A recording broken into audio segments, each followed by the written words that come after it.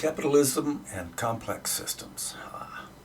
In the late Bronze Age, like today, we're dealing with very complex systems. In the late Bronze Age, it was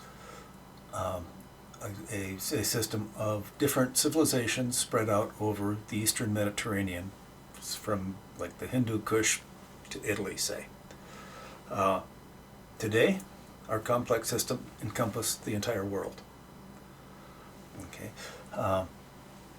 Complex systems are very, very hard to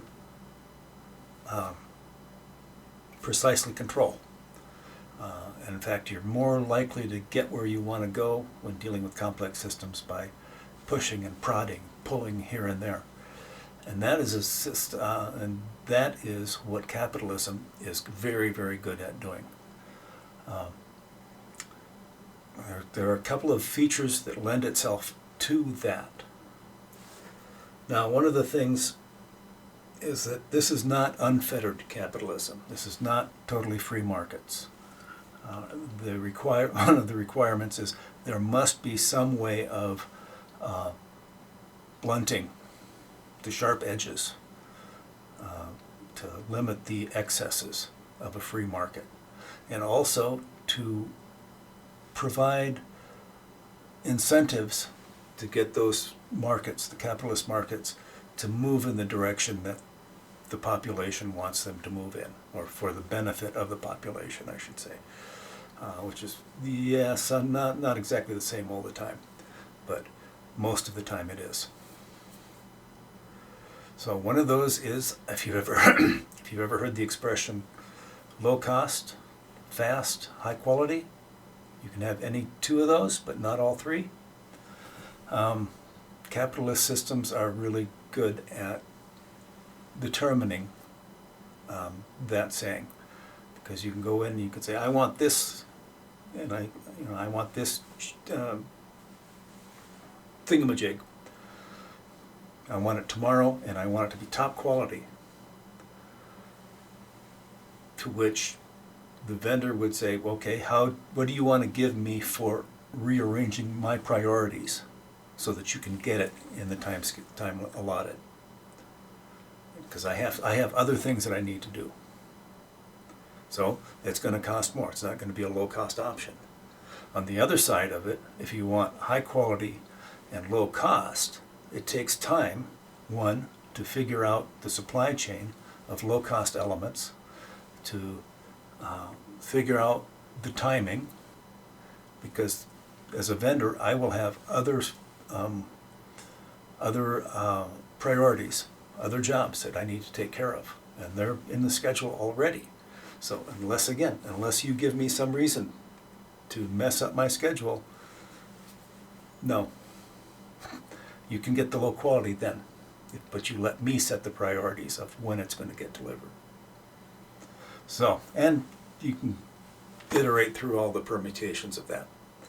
Hi, I'm Steve. Welcome to Awake with Steve, where I talk about my anxieties, the thing that keeps me up at night, when I wake up in the middle of the night. And sometimes, just for fun, I'll be kicking some ideas around in my head that I'll share with you. So, today it's complex systems and capitalism. As I've already said, you can't precisely direct a complex system. There are far too many feedback mechanisms, too many uncertainties, measurements that you can't make or can't make precisely enough to know what's going on.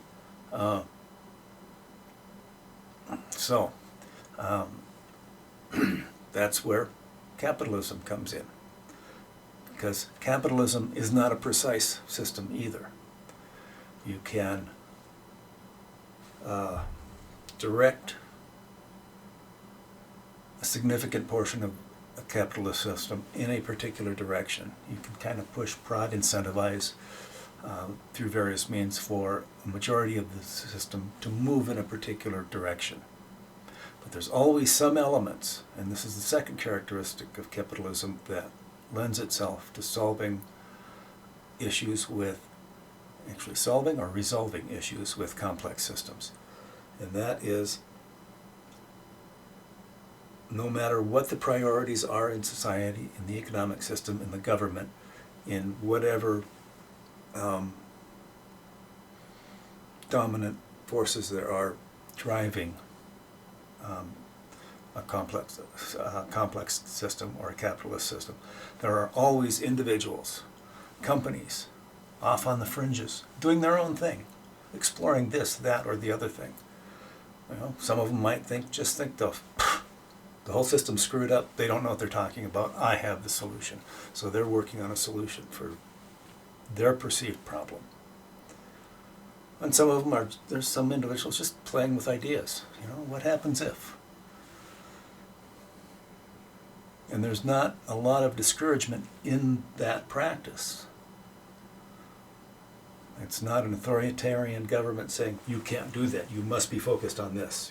This is the only thing we're looking at as an entity. No, capitalist systems don't work that way. They always have ragged edges where people are working on other things, or companies are working on other things other than the main priorities in that particular time and space. So, I've got the two characteristics. One is low cost, fast delivery, high quality, any two of those three. And then you also have the quality of the characteristic of the ragged fringes, if you will, in the system, where people, groups, businesses are working on other things than what the main body of the population thinks is important. So how does this fit in with my anxiety about my train wrecks? And their train wrecks will be listed in the description below. All of the train wrecks are in part or in total complex systems.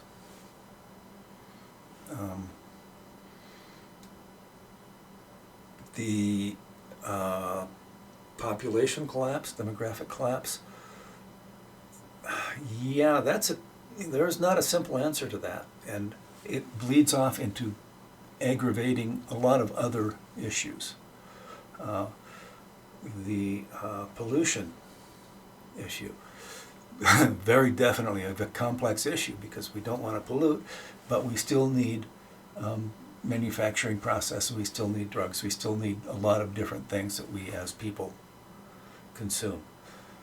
And that tends to generate waste of one form or another. It will be a very, very long time before we don't generate any waste at all.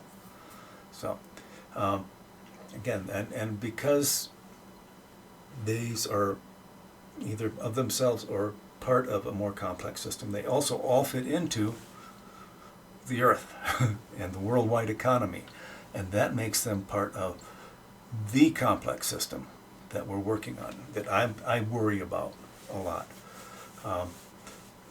And some things that may aid in the resolution of one train wreck can actually be useful in resolving other train wrecks that I have, that I worry about.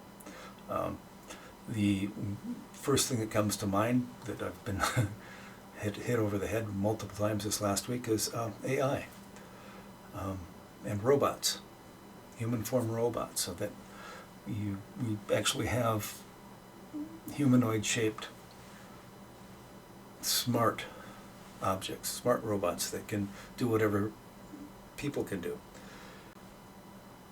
If we can resolve the issues inherent in transitioning that element into society without just flat out outlawing it, if we can do that in a way that benefits humans, that does not,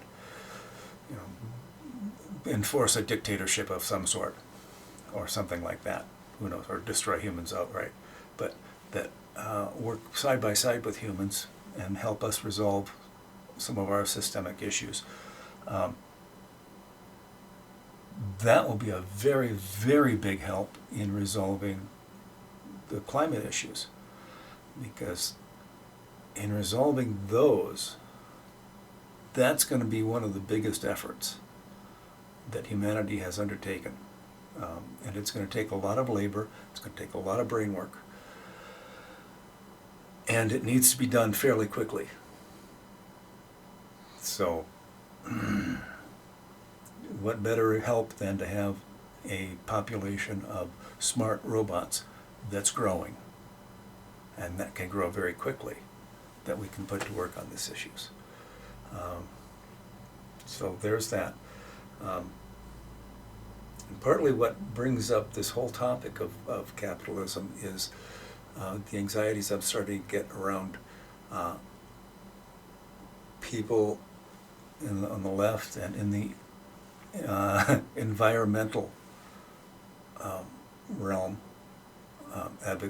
environmental advocacy is one of the things that they are advocating is that we no longer have a capitalist system.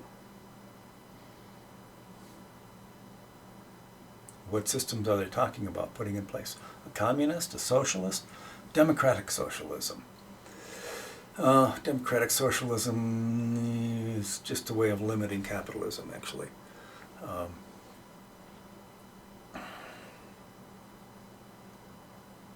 Those have been tried. None of them have been very successful. So what's going to make it different this time? Now, I'm not ruling out the possibility of us coming up with a completely different economic system that takes the best features of capitalism and merges it into a better way of managing complex systems like populations for the benefit of those populations. I'm not ruling that out, I just don't see anything like that on the horizon at this point. And I've just barely started digging further into economic systems and what current economists are thinking.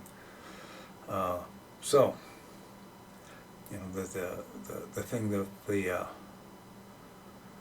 environmentalist advocates and stuff is they have this system, they advocate it, and they don't want, and nothing else works in their mind. They have this dogma. And in my mind, you push that dogma hard enough and you end up at the far right also, where they have this dogma, and they both need what are essentially authoritarian systems to enforce their dogma, to make sure nobody does anything outside of focusing on this task because it's so important. Now, I'm somewhere in the middle and opposite of all that. In that capitalism, managed efficiently, or effectively I should say, incentivizes and directs an economy that will get things done. I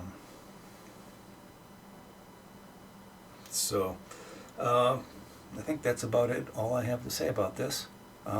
No, I will say more in another video at some other time. So, a book that I'm reading recently 5 times by,